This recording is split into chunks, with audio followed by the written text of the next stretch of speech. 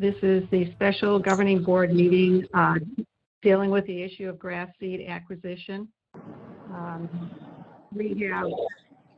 Okay, I'm on the meeting, but I'm going to mute it so I can't talk, if that's okay. Okay, great. Okay, super. We have all of our 8 governing board directors present. And so we have a quorum. We also have staff members that are present, and you want to identify yourselves?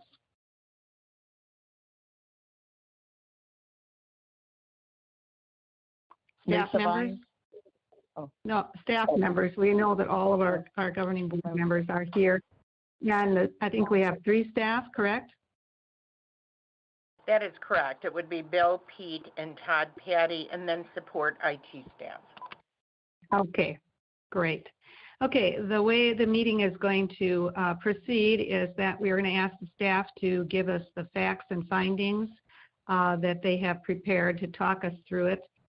We have all received the document that talks about the issue, but the staff will talk through that, and then I will entertain a motion, and if we receive a second, then we can have our discussion. So let's hold our questions for that time. Bill, go ahead. I don't know if Bill is starting this. I'll turn it over to you. Thank you, Sue, and good morning, everyone. Thank you for being here. We just want to make sure that you are aware of the current seed harvest situation and the market conditions and how it's impacting the price and availability of winter rye grass seed. Todd is in need of an acquisition to kind of move our fall overseeding program forward. And obviously the grass seed is needed to support our golf courses and the landscape areas throughout Sun City West. Normally we receive price quotes from about 4 companies that do provide the winter rye grass seed for our association. Unfortunately, the turf providers are experiencing both economic and environmental conditions that are kind of depriving them of a necessary product for us. 2 major companies basically have responded to our bid request with the fact that they don't have a supply to offer, unfortunately. And this is really causing an impact, as we are seeing about a 37% increase or more on compared to last fall's prices. Todd's been given documentation recently that basically shows that when we secured our price for the recent bid that we're presenting here today, prices have jumped another couple of percentage points up, actually totaling about an additional $50,000, but we are kind of locked into this particular price now, amazingly enough. So it's estimated with this increase in cost that the additional funding, if approved by the governing board, we're hoping to recoup that with some additional rounds of play during our peak month seasons to help offset the cost of this increase. And we are just hopeful that you are supportive in moving forward and making sure our golf courses and our landscape areas throughout the community remain as wonderfully kept as they have been in the past, and assisting Todd in this measure. Mr. Patty and Mr. Finelli are both here present if you have any questions. Thank you. Okay, I would entertain a motion. Harry, I think you are ready with that. Make sure to unmute yourself.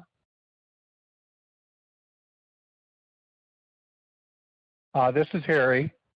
I move to allow the general manager to allow $274,681 in additional line item funding for the acquisition and use of perennial winter ryegrass seed for our 7 golf courses and our Sun City West landscape areas, and approve the bid submitted by the selected vendor for Terzona. Is there a second to that motion? This is Ann. I'll second that. Okay, thank you, Ann. Okay, now we're open for discussion. Who has a question or a comment? This is Ann. I have a question. Is there a plan to get additional golfers? I mean, why do we think that we can get more golfers next year than we normally have had? Thank you, Ann. We have seen a rise in golf course participation over the year, especially due to the COVID pandemic. And so our rounds have sincerely jumped as far as this year goes. Putting our budget together for this upcoming fiscal year, obviously we didn't budget as far as a peak demand. So we anticipate that there's going to be a little bit of growth within that program, as well as other courses, I think, around the valley, and particularly in the west side, from what we've communicated with as far as their overseeding program goes. They are finding it very, very difficult to access enough winter ryegrass to overseed. So some of our competitors are actually not overseeding all of their golf courses next year, and some are really going to struggle to find enough seed to do so. So I think in the market competition with the quality of our courses, I think we're going to see an increase in rounds. Wow, that's good news, Bill. Thank you. I mean, not good news for them, but good news for us.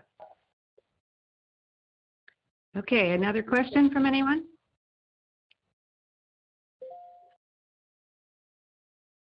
This is Lou. I have Okay. no questions. Anybody else? No, this is Lisa. I don't have any questions, Sue. Okay.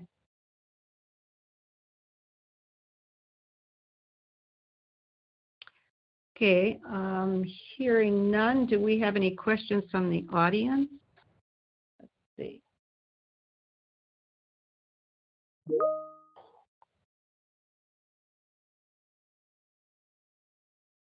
I have not received any questions remotely. Sue, there's Are been you none ready? received. Excuse me? Who is this? This is Diana. There's none received. Okay, none that we have received. Okay. Are This we is ready Sharon. then? Sue, Yeah. this is Sharon. Go ahead, Sharon. I just had one. This maybe is not related, but does the changing of any of our golf courses over to the desert landscape have anything to do with this, as to how much we have to do with the overseeding?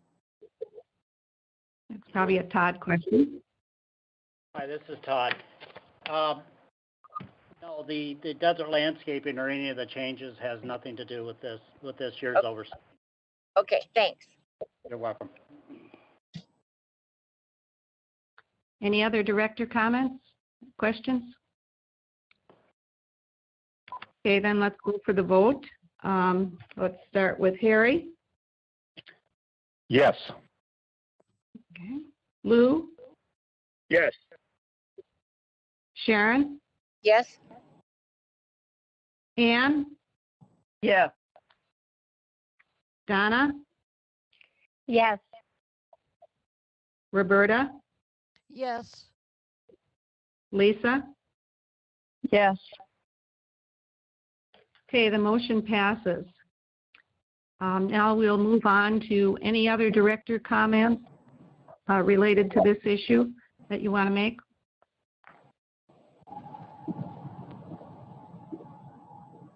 Lou, no Donna, comment. No comment. No comments. No comment. No comment. Okay, hearing none, we will adjourn the meeting. Thank you very much.